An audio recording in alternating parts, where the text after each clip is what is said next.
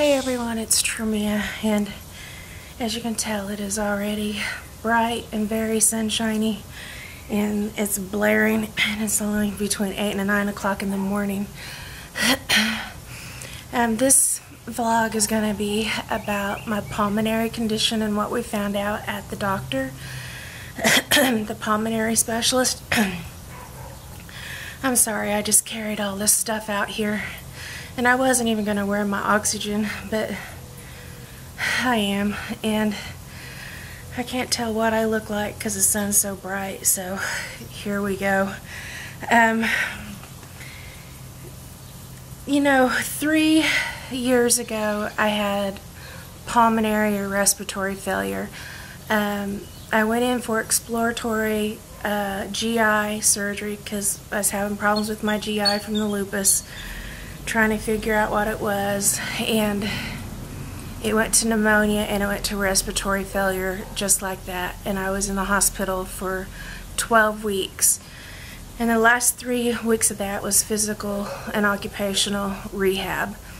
And so after that, you know, I was on oxygen for 24/7 up until the point that I had the stem cell transplant. And at that point they weaned me off, and I did really well. And I was doing well up until October when I went septic again. And ever since then, my respiratory, my breathing has decreased.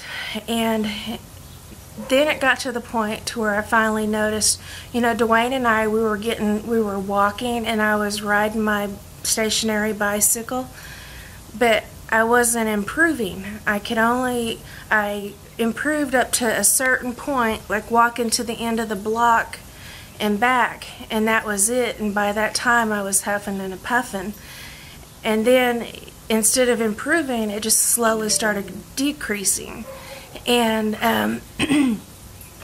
then, you know, yeah, I had infections and hospital stays and stuff like that, which, you know, set me back even further. But, you know, it got to the point, is like, somebody please help me breathe. You know, it's just not, I can't breathe, and, you know, nothing's working. And so my rheumatologist got me into a pulmonologist, in which I was supposed to see her actually the week that I ended up in the hospital. And but the week I was in the hospital, they put me on oxygen because when I was in the ER, my SATs was falling down into the 70s, like 77 is as low as it went, and in the 80s. But then, you know, it'd go back up to 98%. And then once they put the oxygen on me, you know, it hit 100%, but every once in a while it'd fall back down into the 80s. And that whole week I had oxygen on me. And Dwayne said as soon as they put that oxygen on me in the emergency room, he said, like, within 20 minutes he could tell I was relaxed and I just fell asleep. And so, you know, that makes me realize how much strain, you know, has been on my body physically just trying to breathe, let alone the lack of oxygen. And it just really irritates me, because they'll go, oh, your SATs are 98%, you're okay. And it's like, well, does your whole pulmonary system depend upon your O2 SATs? Because that's what it seems like. And when I went to the rheumatologist, the week or after I got out of the hospital for my follow-up, you know, is like, you know, please, you know, I need oxygen. I was in the hospital. It did wonders for me. Put the O2 thing on my finger, 98%. Made me walk around as far as I could walk, 98%. So that doesn't qualify you for Medicare. You have to go by Medicare guidelines, and that doesn't qualify you. You have to be below 89 or below. And so he goes, we'll go ahead and we'll send in a prescription and just see what happens. And they sent it to my oxygen carrier, the one that I had used for those couple of years. And they brought over a nighttime oximeter that I had to wear for wear while I was asleep. And based upon that, I did qualify for nocturnal oxygen. So my sats fell low enough during the nighttime for a long enough period to qualify me for it. However, you know, it's a generator, so all you do is plug in the wall, it pulls in the room air, and it pulls out the oxygen, and you get the oxygen.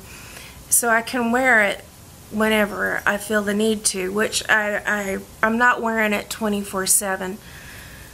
I don't know if you guys can tell a difference in my breathing or not with this one, but I can. I feel more clear-headed, you know. I don't know why, but I do. Maybe because my brain's getting oxygen. You know, it might be as simple and as, you know, physiological as that. But so now we went to my appointment, and it's like, oh dear Lord, you know, I hope this is a good doctor. This doctor, actually my oncologist that does my IVIG, referred me to her. He said that that's who he wanted me to see. And it's just like, you know, doctors are hit and miss. And so Dwayne and I were very, very pleased. She was a very kind woman, very thorough, explained things, listened, did not put me in a rush or nothing.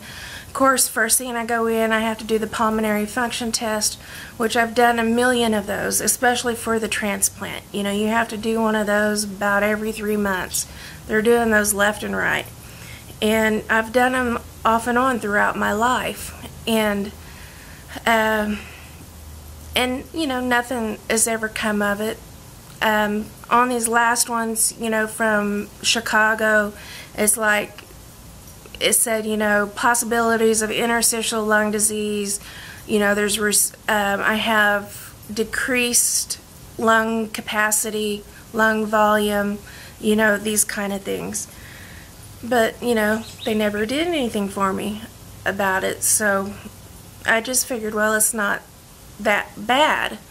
And they did the pulmonary function, and then they, you know, you do it, and then you have to do an inhaler, and then they do it again. And then they sent me down for a chest x-ray, and then we go back up to the office and we see the doctor. And she said, based upon my pulmonary function, she said it shows that I have asthma, because for the diagnosis of asthma, you have to have, after you use the inhaler, there has to be a 10% increase and a 200 cc increase in your volume. And that is the diagnosis of asthma. Well, my increase was 15%, so far above the 10%, and my increase was 500 cc's, far above the 200 cc's. And she goes, have you ever been diagnosed with asthma? I said, no, never in my life have I been diagnosed with asthma. And I said, you know, I just even had a pulmonary function test just 3 months ago, and, you know, nothing was ever said about it. And, you know, so, you know, it's kind of irritating, kind of like, okay, she goes, but she goes, it doesn't stop with asthma. She goes, there's more to your to you than just asthma. She goes, I can give you inhalers to help with the asthma, and which I already have Zopanex, and I don't know if any of you use this, but I prefer this over albuterol or Ventolin because it doesn't make me shaky. And she said the majority of the people, it doesn't make you shaky. It's a rescue inhaler, but to some people it does make shaky. My battery's getting ready to go. And then I have the Ventolin, and which, you know, it seems to clear you better quicker. But she gave me this is brand new Arcapta Neohaler, and it's like this. You pull it apart, you open it up like this, there's a little capsule that you put in there, you close it, you press it and it breaks open that capsule, then you inhale it. And it's an inhaling